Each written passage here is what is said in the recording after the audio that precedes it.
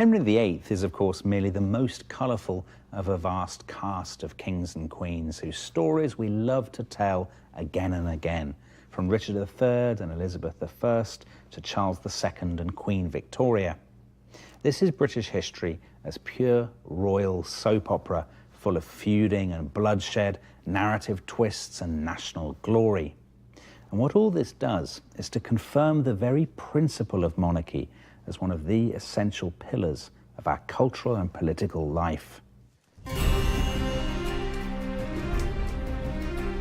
But the cultural appeal of British history goes well beyond our own shores. HBO's spectacular fantasy series Game of Thrones has been one of the great cultural success stories of the 21st century. It's written and made by Americans, and yet the story seems strangely familiar. You know, it really isn't difficult to spot the parallels between the feuding families in Game of Thrones, the Lannisters and the Starks, and the rival dynasties in England's Wars of the Roses, Lancaster and York. The King in the North! The King in the North! The King in the North! The King in the North! The King in the North! The King in the North! The King in the North!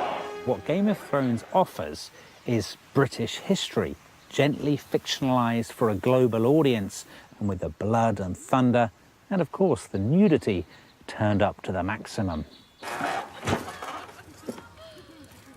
Don't get up. My lord? Should I explain to you the meaning of a closed door in a whorehouse, brother? And there's another ingredient that seems remarkably familiar to British audiences.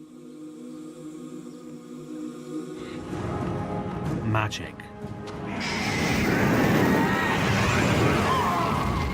All this seems strikingly reminiscent of the oldest and greatest royal story of them all.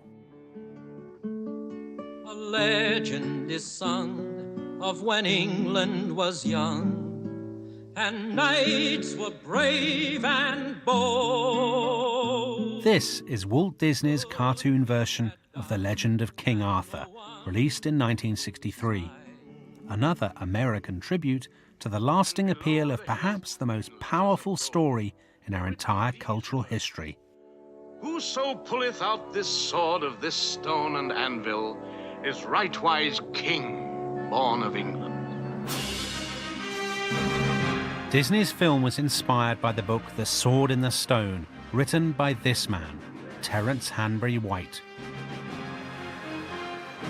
First published in 1938, it reinvented the Arthurian legend for the 20th century. White's best-known work is The Sword in the Stone, which tells in agreeably anachronistic terms of the education of the young Arthur by the magician Merlin.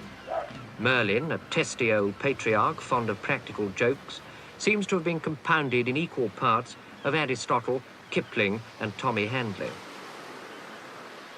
I first read T.H. White's books as a boy, and I was absolutely captivated by the adventures of a young lad called Wart and his friend Merlin, the wizard who guides him to greatness.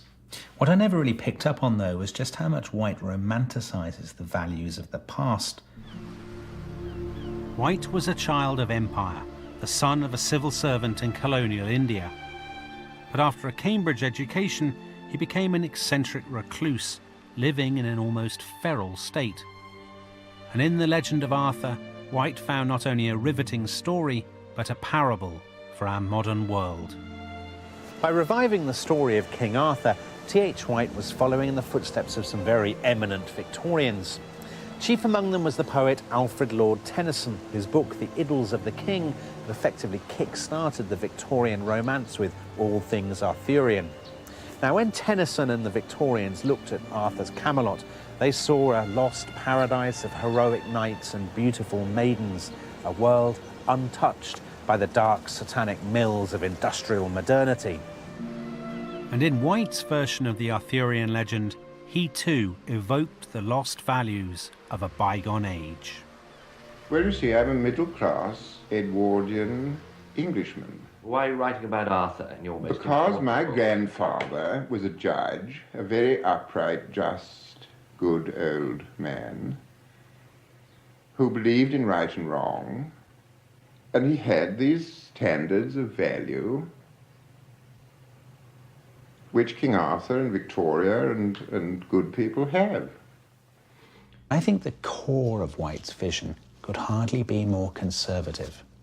Like those other best-selling writers of his generation, J.R.R. Tolkien and C.S. Lewis, he was effectively using historical fantasy as a way of criticising the values of the modern world. And he looked back to a lost paradise of hierarchy and tradition, ruled by a king who one day will return to lead us into a new golden age. This land shall be God's kingdom on earth, until the darkness falls again. Now kneel to your king.